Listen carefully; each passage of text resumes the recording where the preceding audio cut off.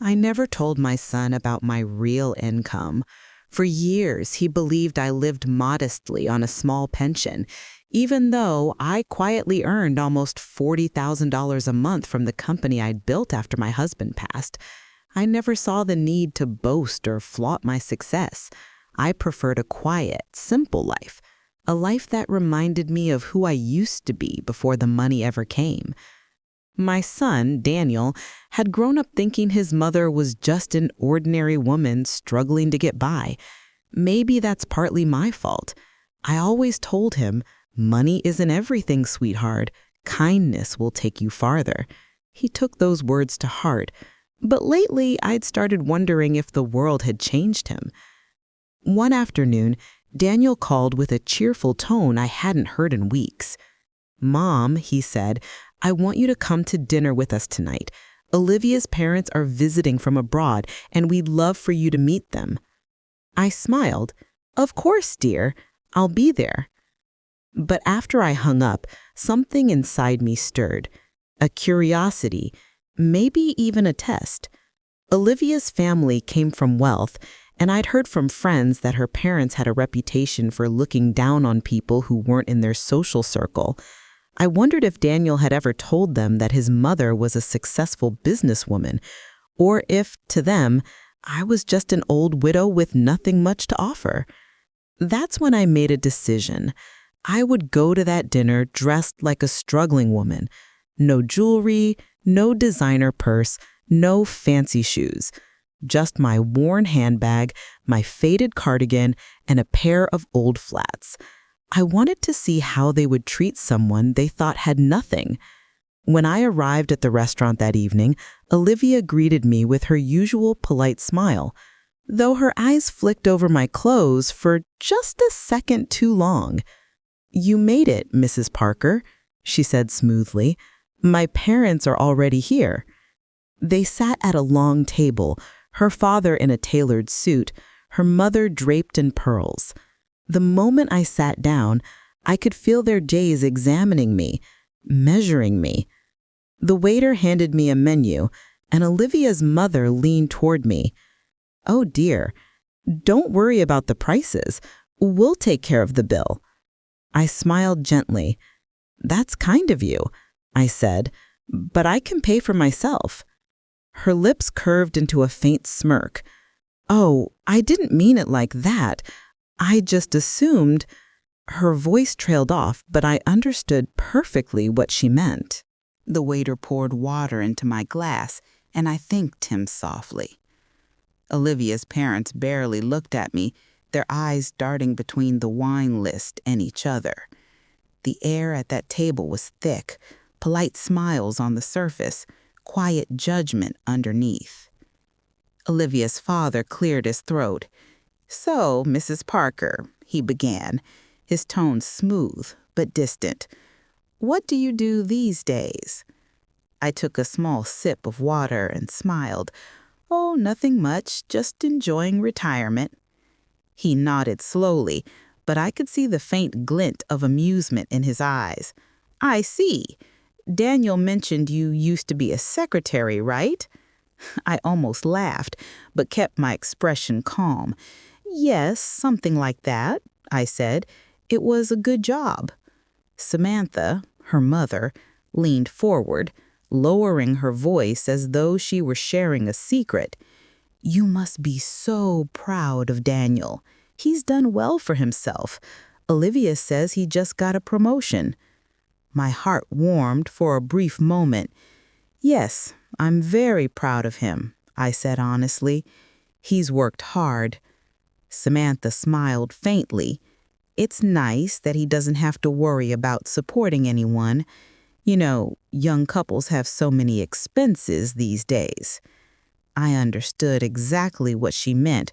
Her words weren't concern. They were evaluation. She wanted to make sure her daughter hadn't married a man who came from nothing. Daniel shifted uncomfortably. "Mom's always been independent," he said quickly. "She manages fine on her own." But Olivia's father chuckled. "Well, it's good she has you, son. Times are tough for, well, people from your mother's generation." I felt a flicker of irritation rise in my chest.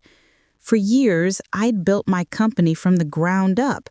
I'd handled negotiations, managed teams, and built relationships with partners overseas.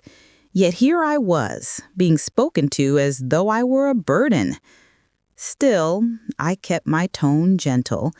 Yes, times can be challenging, but sometimes the toughest times teach us the most valuable lessons. Olivia's mother gave a thin smile. "How lovely," she said, though her eyes betrayed impatience. Dinner continued in awkward politeness. When the waiter brought the check, Olivia's father snatched it up quickly. "Please," he said, "we'll take care of this." I reached for my small purse. "That's generous of you, but I'd like to pay for my meal."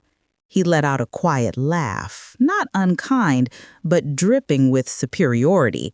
"Oh, come now, Mrs. Parker, let us handle it. You've done enough just joining us." I smiled softly and let him have his way. I didn't need to prove anything. Not yet. That night, as I drove home, I couldn't shake their words. They thought I was small, invisible, someone they could brush aside. They had no idea who I truly was. The next morning, I decided they were about to find out exactly who Mrs. Parker really was, and it would be a lesson they'd never forget. That night, I lay awake thinking about the dinner. Every word, every glance replayed in my mind like a quiet storm I couldn't silence. I wasn't angry, not exactly. I was disappointed. Disappointed that people could still measure worth by what someone wore or ordered at a restaurant. Daniel had always known me as humble and reserved. He didn't know the depth of my success because I never wanted him to live entitled, but now it felt different. I wasn't hiding my life to stay humble anymore. I was hiding it to avoid judgment, and that realization hurt. By morning, I had made up my mind. If Olivia's parents wanted to see a poor, simple woman, that's exactly what they'd seen. But the next time they met me, they would see something else. Not arrogance, not revenge, but dignity, quiet strength. I spent the day at my company's office, a modest building on the outside, but inside, it was the nerve center of a thriving logistics firm I'd spent 20 years building from nothing. My staff greeted me with warm smiles and respect, calling me Miss Parker, like always. "Morning, Miss Parker," said Jamie, my assistant. "We have a new contract proposal waiting for your signature." I smiled, signing the document. "Thank you, Jamie. And could you make sure my meeting with Mr. Rose is confirmed for Friday? He's flying in from Chicago." As I worked, the tension from last night slowly faded. This office, these people, the quiet hum of phones and printers, this was the world where I belonged, not that polished dinner table where people judged me for wearing an old sweater. When lunch came, I looked out the window at the city skyline. I thought of Daniel. Maybe it was time for him to understand the truth, not just about my job, but about who his mother really was. That evening, he called again. "Mom," he said hesitantly, "thanks for coming last night. I know Olivia's parents can be a bit much sometimes." I smiled softly at the phone. "They were polite enough. Don't worry about me." He sighed. "They didn't mean anything bad. They just come from a different world, I guess." I paused for a moment. "And what world do you think I come from, Daniel?" He chuckled awkwardly. "You know what I mean, Mom. You've always lived simply." Right, simply. He had no idea that the very table Olivia's parents were sitting at last night, the one they treated like a symbol of status, was supplied and delivered by my company. As we ended the call, A small smile crept across my face.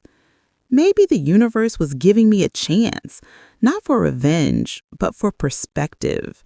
Because the next time I saw Olivia's parents, I wouldn't have to pretend to be anyone, and that truth was going to shake them. A few days passed quietly. I kept busy with work, reviewing contracts, and visiting one of our warehouses outside the city. I loved those visits. The smell of freshly packed goods, the chatter of workers, the hum of forklifts moving pallets. This place wasn't glamorous, but it was honest. It was mine. As I walked through the aisles, one of the younger workers, Mason, waved and said, "Morning, Miss Parker. We just shipped out that urgent batch you mentioned yesterday." "Perfect," I said with a smile. "You're all doing great work. Thank you." Moments like that grounded me. It reminded me of the value of hard work, something I wished Daniel and Olivia's family could understand. Later that afternoon, as I was finishing up emails, my phone buzzed. It was Daniel again. "Hey, Mom," he began cautiously. "Olivia's parents are still in town for a few more days, and they want to invite you to lunch before they leave." I paused, tapping my pen against the desk. "Lunch?" "Yes," he said quickly. "They feel bad about how dinner went. They said they'd like another chance to get to know you better." I smiled to myself. Another chance, I thought. "All right, Daniel. Tell them I'd be happy to join." When Friday came, I made no effort to disguise myself. But this time, not in the way they expected. I dressed the way I usually did at work. A crisp white blouse, tailored navy pants, and a modest pair of heels. Not flashy, but elegant and confident. The lunch was at a fancy hotel downtown, the kind of place where people like Olivia's parents felt most at home. As I stepped into the restaurant, I caught their eyes widen ever so slightly. "Mrs. Parker," Olivia's father said, standing to greet me. "You look different." I smiled warmly. "Do I? It's just my regular work attire." Samantha, his wife, blinked. "Work? You're still employed?" "Oh, yes," I replied easily. "I run a small company. Keeps me busy." Her expression faltered. "Oh, what kind of company?" Before I could answer, Daniel chimed in, clearly curious himself. "Wait, Mom, you never told me you were still working?" I looked at him kindly. "Yes, dear. I suppose I never thought it mattered much. It's just a logistics firm. We handle shipments for a few brands here and overseas." Olivia's parents exchanged a quick glance, one I didn't miss. They knew that logistics firm meant business, contracts, and money. Suddenly, their polite smiles grew a little tighter.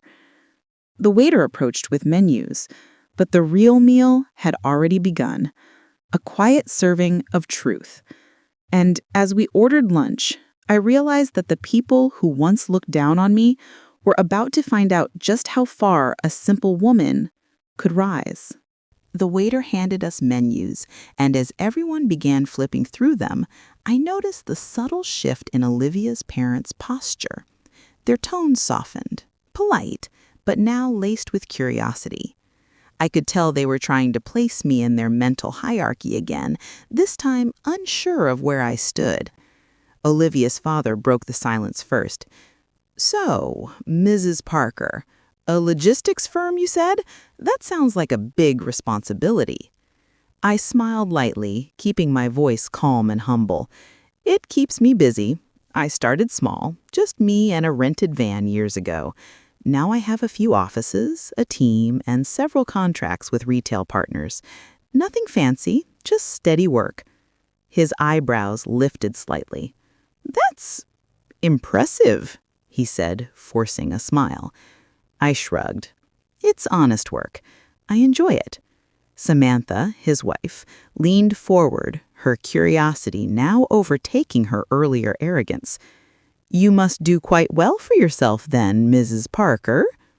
I met her gaze, my expression unreadable. "I manage." The table fell quiet for a few seconds before Daniel laughed nervously. "Mom, I had no idea your company was doing all that. Why didn't you tell me?" I reached across and touched his hand gently. "Because it didn't matter, sweetheart.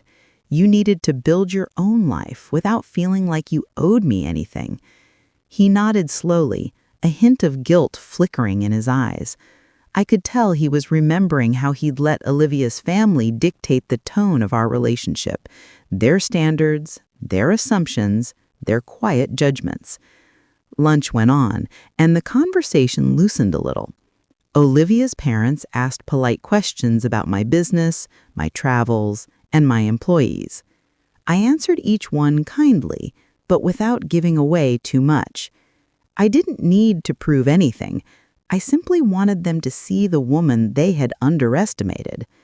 When the bill came, Olivia's father instinctively reached for it again, but this time I was ready. "Please," I said softly, taking out my card, "let me take care of it today." He chuckled awkwardly. "Oh, that's not necessary." I smiled, handing the card to the waiter. "I insist." The waiter nodded respectfully and carried it off. A moment later, he returned, thanking me personally for being a valued corporate client. Samantha's eyebrows twitched as she caught the logo printed on my platinum business card, the same one her husband's company used for supplier accounts.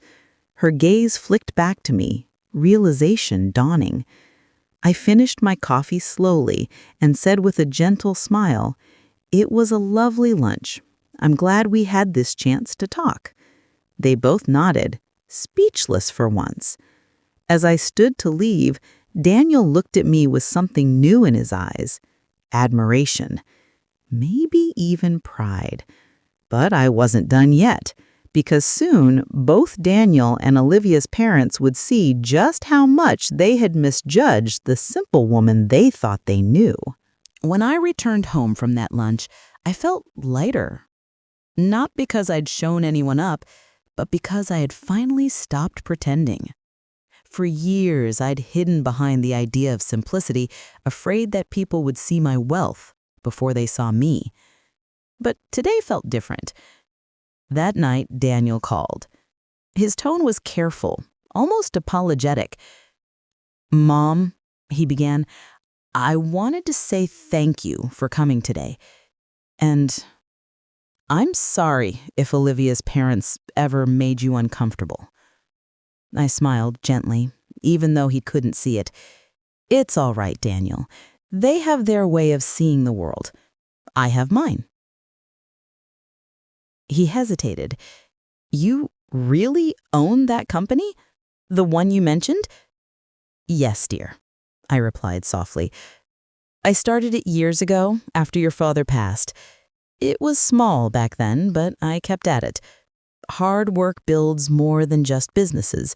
It builds character." He was quiet for a long moment. "I had no idea, Mom." I chuckled lightly. "That was the point. I wanted you to live your life without feeling pressure or guilt. You deserve your own path." He sighed. "I just feel terrible. Olivia's parents, they were judging you, and I didn't even defend you." "Daniel," I said gently, "sometimes people have to see the truth for themselves. Don't carry that burden. It's not yours." There was silence.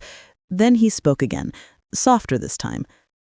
"You know, Mom, I think Olivia was shocked too. She's never seen me look so proud before." I smiled at that. Pride is a good thing when it's earned. After the call ended, I sat in my living room, sipping tea and staring at an old photo of Daniel as a boy. I remembered the nights I'd stayed up late balancing spreadsheets, signing contracts, and worrying about payroll, all so he could have a better life. I never told him the full story because I didn't want money to define his view of success. The next morning, as I walked into my office, Jamie, my assistant, handed me a folder. "Miss Parker, the City Council wants to feature you in their upcoming Business Spotlight series. They want to highlight local entrepreneurs who've made a difference." I smiled thoughtfully. "That's very kind. Let's agree to it." Later that week, Daniel stopped by the office unexpectedly. I could see the amazement on his face as he stepped into the lobby and saw my name, Elaine Parker & Co. Logistics, displayed on the wall. "Mom," he whispered, his voice trembling slightly. "This is yours?" I nodded, smiling. "All of it. But it's not just mine, Daniel. It's every person who believed in me when no one else did." He looked around, speechless. For the first time, I saw him not just as my son, but as a man realizing who his mother really was. But what I didn't know then was that Olivia's parents would soon discover the truth too, in a way that would leave them completely stunned. A few days later, Daniel stopped by again, this time with Olivia. She looked around my office, her eyes wide, her voice unusually soft. "Mrs. Parker," she said, "I had no idea you built all this." I smiled kindly. "That's because I never talked about it. Success doesn't need to shout, Olivia. It just needs to keep showing up." Daniel chuckled nervously beside her. "Mom's always been like that. I remember her old van breaking down every other week. I thought she was running errands for someone else." I laughed. "That old van was my first delivery truck. Every box I loaded into it was the start of what you see now."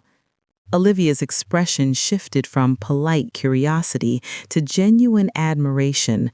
For the first time, she looked at me not as a burden or an outsider, but as someone worth respecting. Before they left, I invited them to our next company charity event. "We sponsor local schools," I explained. "I'd love for you both to see it." They agreed politely, probably expecting something small and local. But fate, it seems, had a way of revealing truths at the right time. The following weekend, the city hosted its annual Business Recognition Gala. I usually kept my attendance low-key, but this year, my team insisted I come in person to accept a community award for service and employment support. The event was elegant but warm, a mix of small business owners, city leaders, and entrepreneurs. I arrived quietly, dressed in a simple navy gown, and greeted my staff with a smile. What I didn't expect was to see Olivia's parents there. Apparently, her father's firm was one of the event's sponsors. When he spotted me, confusion flickered across his face before turning to surprise. He whispered something to his wife, who turned and stared, visibly stunned. A few minutes later, the host began reading my introduction. "Tonight's award for Outstanding Local Business Leader goes to Ms. Elaine Parker, founder and CEO of Parker & Co. Logistics, a company that started with one truck and now employs over 200 people across 3 states." Applause filled the room. I stepped onto the stage, giving a humble nod as the spotlight fell on me. I could see Olivia's parents in the audience, frozen, their polite smiles replaced with disbelief. When I stepped off the stage, I passed Olivia's parents' table. Her mother gave me a strained smile. "Mrs. Parker, I had no idea." I smiled warmly. Few people do until they start looking deeper.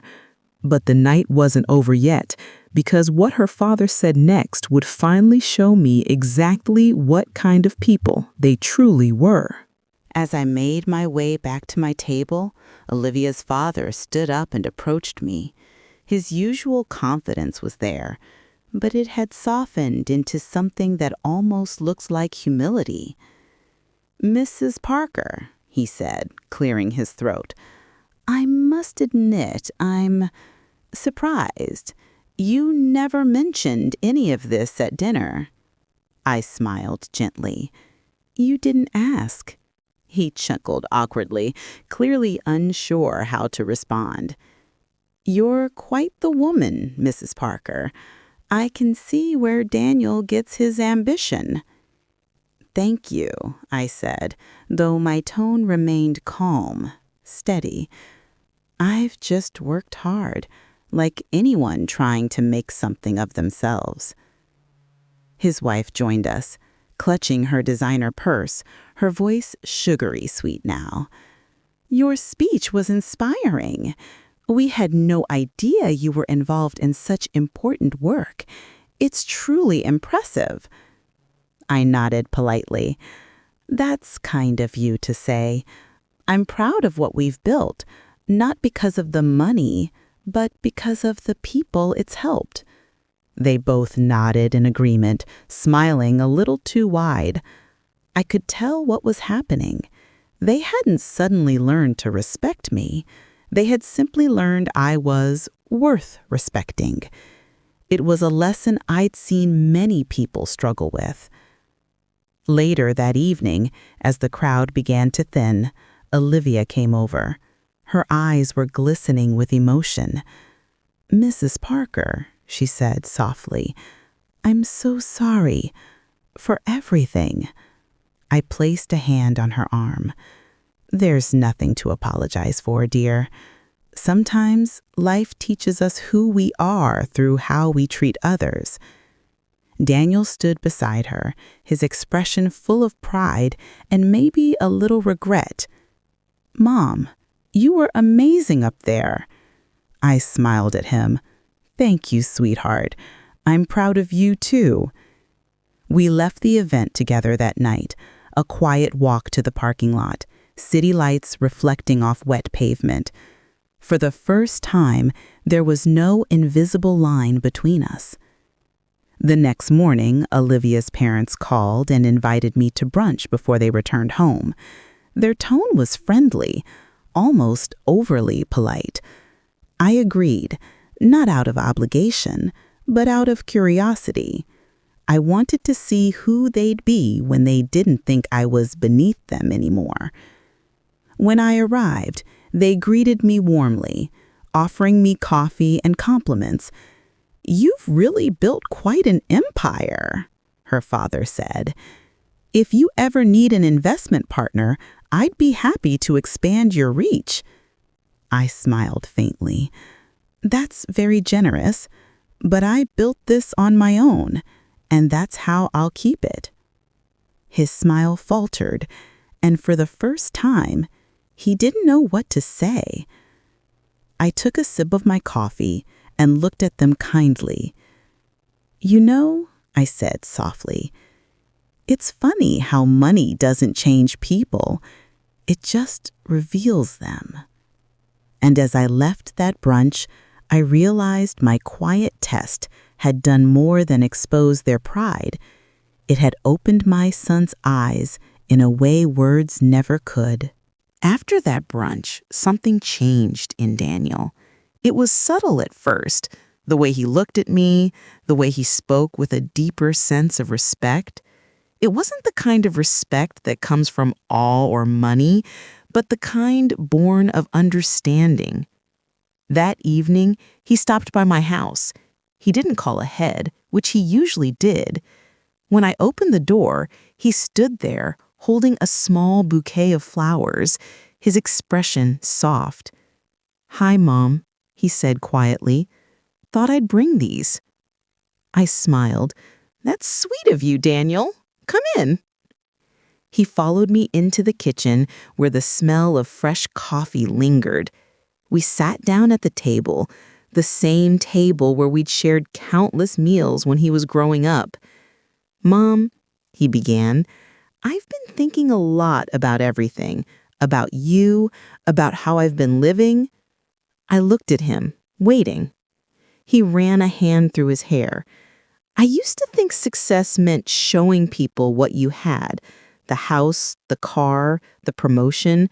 I thought that's what made a person respected. But watching you these last few days, seeing how calm you were through everything, it made me realize how wrong I've been. My heart swelled. Daniel, there's nothing wrong with wanting nice things. What matters is why you want them. He nodded slowly. Yeah, I get that now. You had everything all along, and you still chose to live simply. That says more about strength than any paycheck ever could. I smiled softly. It's not about pretending to be less, Daniel. It's about remembering who you were before you had more. He looked at me for a long moment, then said, I'm sorry for letting Olivia's parents talk to you the way they did. I should have spoken up. I reached over and squeezed his hand. You don't owe me an apology, son. Sometimes silence teaches louder lessons than words ever can. He smiled faintly. I guess it did. Before he left, he hugged me, longer than usual, tighter. It was the kind of embrace that said, thank you, without words. That night, after he was gone, I sat by the window watching the city lights flicker in the distance. I wasn't proud because I'd proven something. I was proud because Daniel had learned something I could never have taught him with lectures or warnings. Life has a way of teaching the ones we love through the things we endure. I thought back to the first night I decided to test Olivia's parents, pretending to be simple, quiet, and poor. It had felt small at first, almost silly, but now it had grown into something much bigger, a moment that reshaped how my son saw the world. And just when I thought the lesson was over, life surprised me again, this time in a way that reminded me why humility is the greatest wealth of all. A week passed peacefully after Daniel's visit. I felt lighter, like a chapter in both our lives had quietly closed. But life, as it often does, had other plans. It was a Tuesday morning when my assistant, Janie, walked into my office with an anxious look. Miss Parker, she said, there's a situation with one of our suppliers. They're refusing to deliver the new shipment unless we pay a rush fee that wasn't part of the contract. I frowned. A rush fee? That's not in our terms. Janie nodded. Exactly. I think they're trying to take advantage of the fact that we're on a deadline for that retail partnership. If we delay, we risk losing the deal. I leaned back in my chair, feeling that old, familiar calm wash over me, the one I'd earned after years of running this company. Set up a call with their manager, I said. I'll handle it. An hour later, I was on the phone with the supplier's representative, a man who sounded far too confident. Miss Parker, these things happen, he said smoothly. If you want priority service, it'll cost extra. Otherwise, you'll have to wait another month. I smiled into the phone, though he couldn't see it. I understand, I said quietly, but I also understand breach of contract, and I'm sure your legal department does too. Shall I loop them in? There was a pause on the other end. Then his tone shifted. There's no need for that, Miss Parker. I'm sure we can honor the original agreement. I thanked him kindly and ended the call. Janie looked at me with admiration. You always stay so calm, she said. I smiled. Calm doesn't mean weak, Janie. It just means you know your worth. Later that afternoon, Daniel dropped by my office again.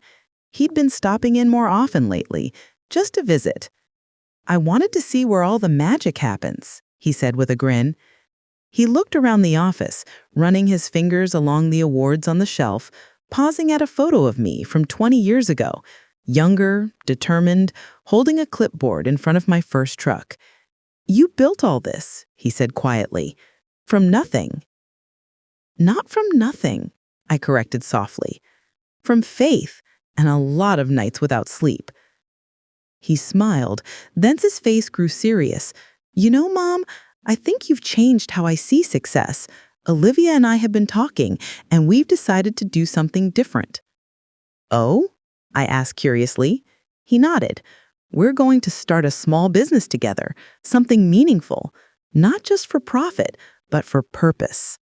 My heart swelled with pride. "That's wonderful, Daniel. I'm proud of you both." He grinned. "You inspired it, Mom." But as he spoke, I didn't realize that his new venture would soon put both our values to the test in ways neither of us could have expected. A few months later, Daniel and Olivia launched their small business, a local home goods shop that focused on sustainable products. They called it Oak and Ember, and though it started modestly, I could see the same spark in Daniel's eyes that once drove me when I was his age. I offered guidance when asked, but I tried not to interfere. I wanted them to experience the joy and the lessons that come from building something on their own.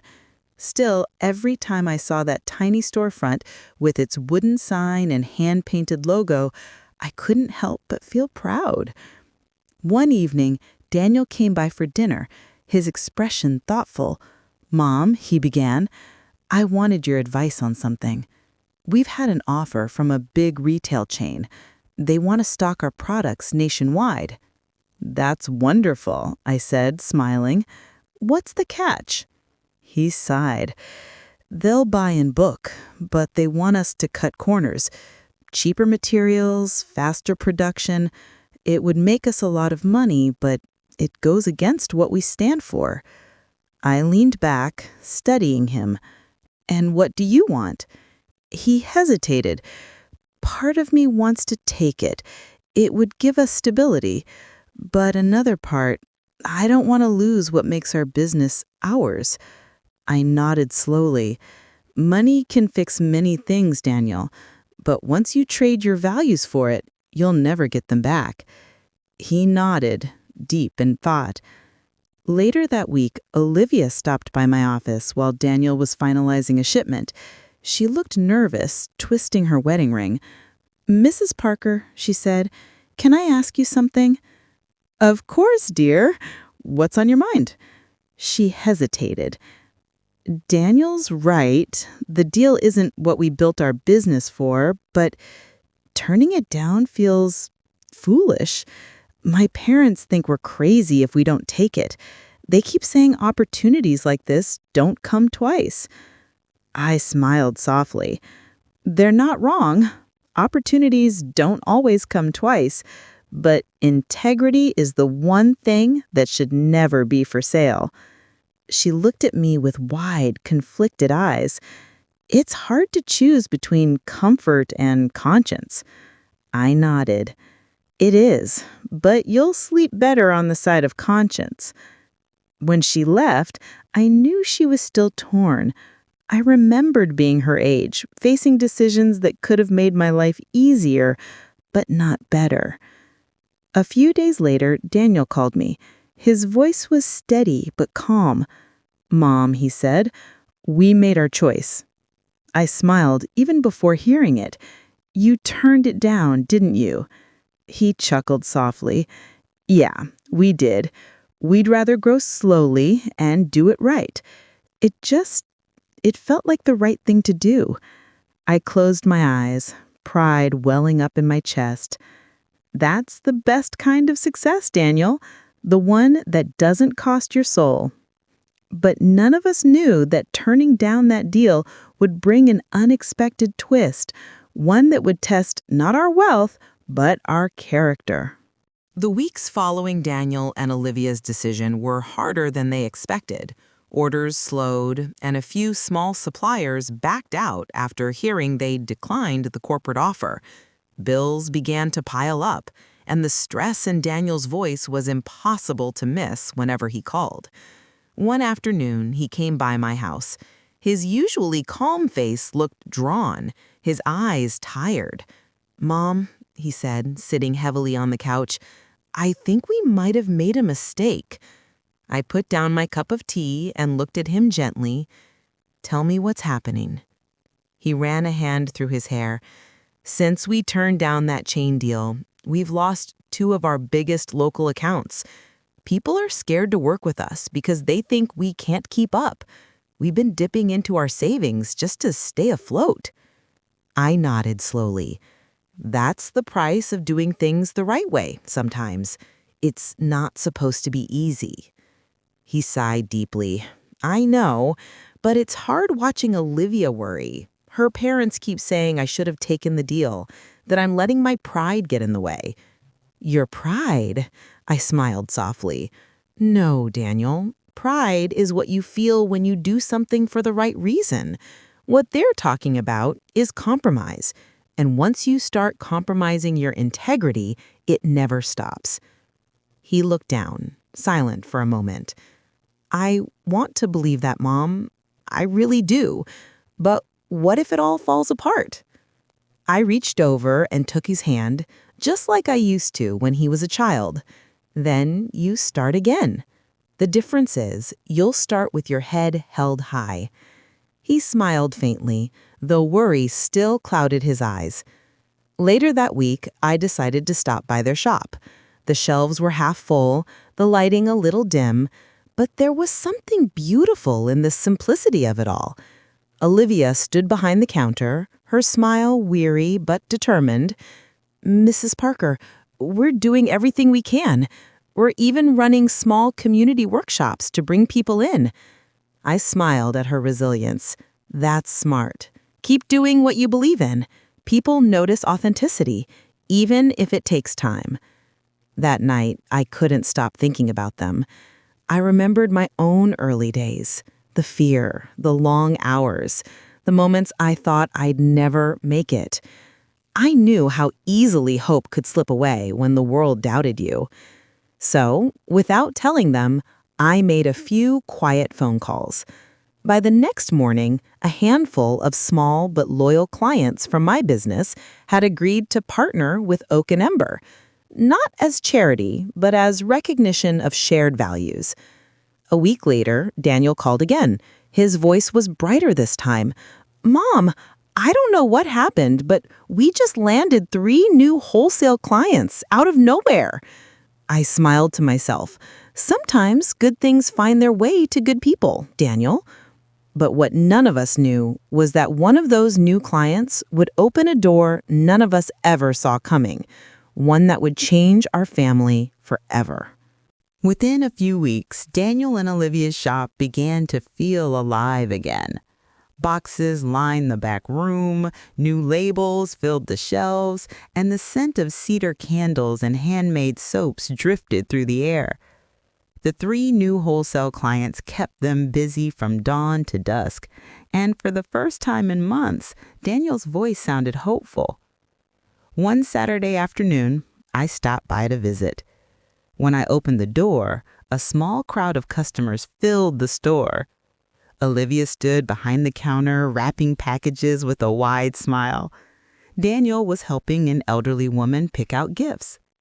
The energy felt warm, genuine, the kind that couldn't be bought with money. "Mom," Daniel called, spotting me.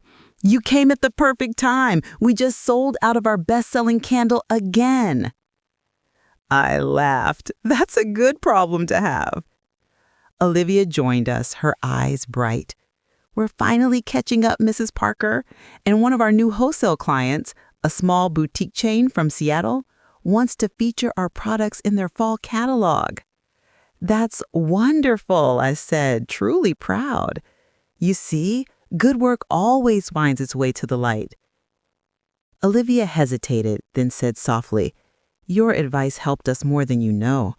We almost gave up, but I kept hearing your voice. Integrity isn't for sale." I smiled, touched by her sincerity. "You and Daniel did the hard part. You believed in something when it didn't seem to pay off." Over the next few days, word spread quickly. Local magazines began featuring Oak and Ember as an example of sustainable entrepreneurship. A regional news outlet even reached out for an interview. When the reporter asked Daniel what inspired their business model, he didn't hesitate. "My mother," he said simply. She built everything she has with honesty and kindness. If I can be half the person she is, I'll consider myself successful. Watching that interview later that evening, I felt a lump in my throat. Not from pride, but from gratitude. Life had come full circle in the quietest, most beautiful way. A few days later, Olivia's parents called me. Their tone was softer than I'd ever heard. "Mrs. Parker," her father said, "we just wanted to congratulate you and the kids. Their shop is doing wonderfully. You must be very proud." "I am," I said, smiling, "and I'm proud of them for the right reasons." There was a pause on the line. Then her mother spoke. "We've learned a lot watching them, and you." "Then I'd say it's been a worthwhile journey for all of us," I replied gently. After the call, I looked out my window at the sunset painting the city gold. For the first time in years, everything felt steady, honest, peaceful, earned. But as success grew and life settled, I didn't realize that fate still had one last lesson waiting, one that would remind me that giving, not earning, is the truest form of wealth. A few months later, life had settled into a calm rhythm. My company was running smoothly, Daniel and Olivia's business was thriving, and the tension that once lingered between our families had faded into respect. Then, one morning, I received a letter that stirred something deep within me. It was from a small community organization I used to support years ago, a shelter for single mothers. They wrote that they were at risk of closing down due to lack of funding. I sat quietly in my office reading the letter twice. My heart ached. That shelter had once been my refuge after my husband passed, a place where I'd volunteered while trying to rebuild my life. It was where I'd learned that strength and kindness often grow side by side. Later that day, I met Daniel for lunch. As we ate, I slid the letter across the table. "Do you remember the shelter I told you about when you were little?" He nodded. "The one where you helped women find jobs?" I said softly, "Yes, they're in trouble. They need help, real help." Daniel read the letter, his brow furrowed. "How much would it take to save it?" I smiled faintly. "About the same amount I once spent starting my business." He looked up, eyes full of understanding. "Then maybe it's time to give back, Mom." That night, I couldn't sleep. I sat by my window staring at the city lights. My life had been a journey of hard work and quiet rewards, but the thought of letting that shelter fade away didn't sit right with me. The next morning, I visited the small brick building. The paint was peeling, and the sign above the door hung crookedly. But the moment I stepped inside, I was greeted with the same warmth I remembered. The director, an older woman named Carol, recognized me immediately. "Elaine," she said, eyes lighting up. "It's been years." "It has," I said with a smile. "I heard you were struggling." She sighed. "We've tried everything, but donations have dried up. The world moves fast. People forget." I looked around at the quiet rooms, the faded posters, the few women folding laundry in the corner. Then maybe it's time someone remembered. That afternoon, I wrote a check large enough not only to save the shelter, but to renovate it completely. I didn't put my name on it. It wasn't about recognition. It was about gratitude for what that place once gave me when I had nothing but hope. A week later, Daniel stopped by my office with a newspaper in hand. The headline read, "Local Shelter Revived by Anonymous Donor." He smiled knowingly. "Anonymous, huh?" I laughed softly. Some stories don't need my name on them.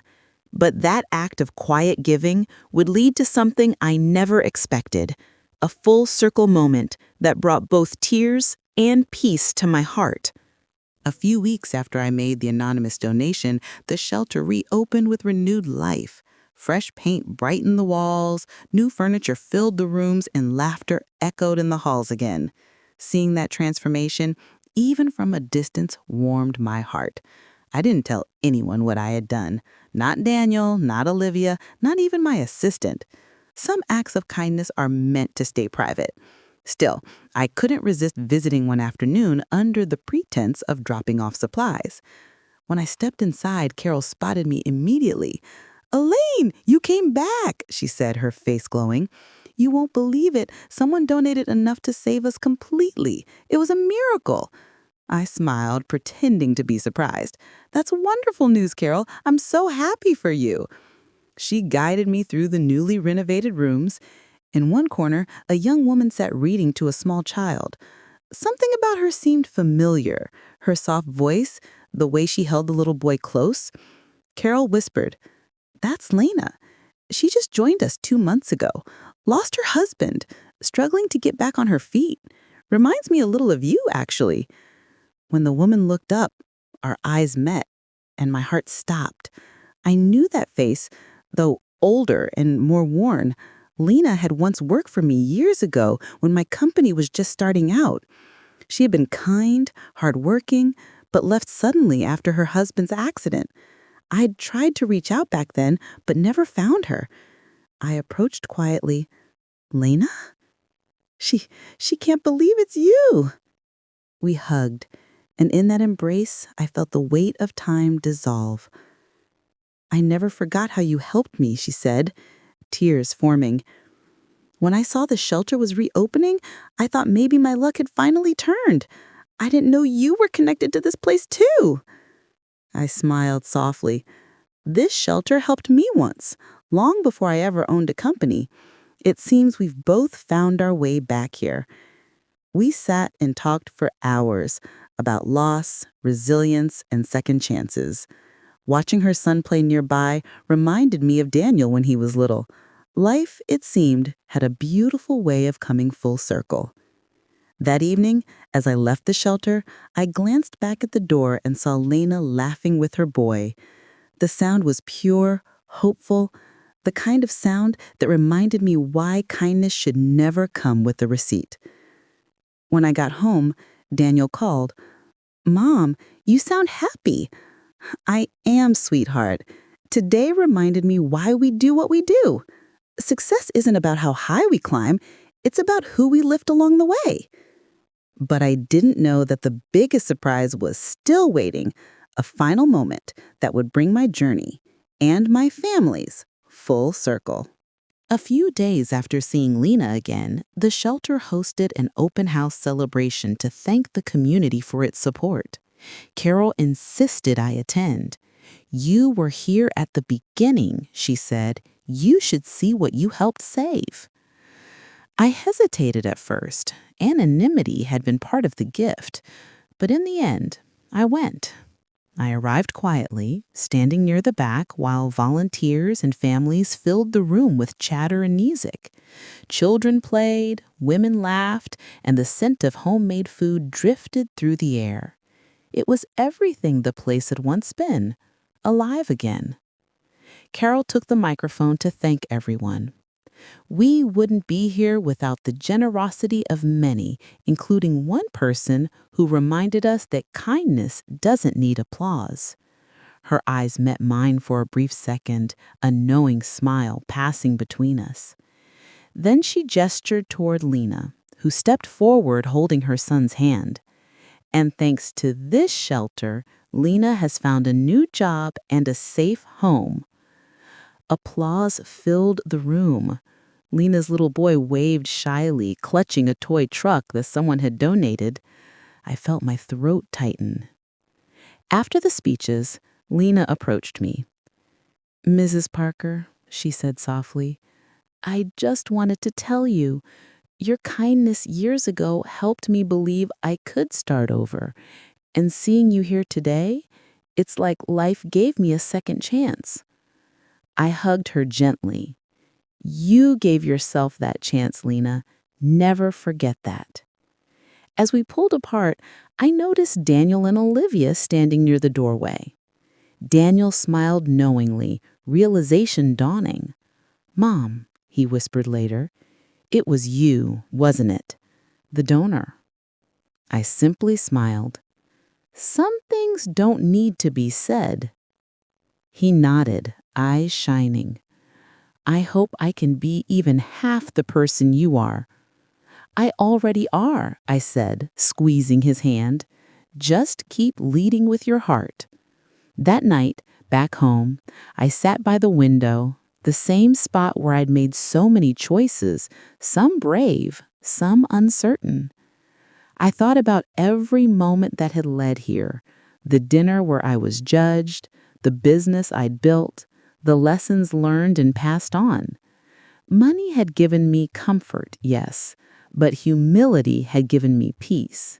The greatest reward wasn't in proving others wrong. It was in proving to myself that grace and integrity could outlast any insult, any storm. As I turned off the lamp, my phone buzzed. A message from Daniel. Mom, thank you for everything. You taught me that real success is measured by kindness. I smiled through tears. The world outside was quiet, the city lights glowing like distant stars. For the first time in a long while, I felt completely at rest. Because in the end, the richest people aren't the ones who have the most. They're the ones who give the most, expecting nothing.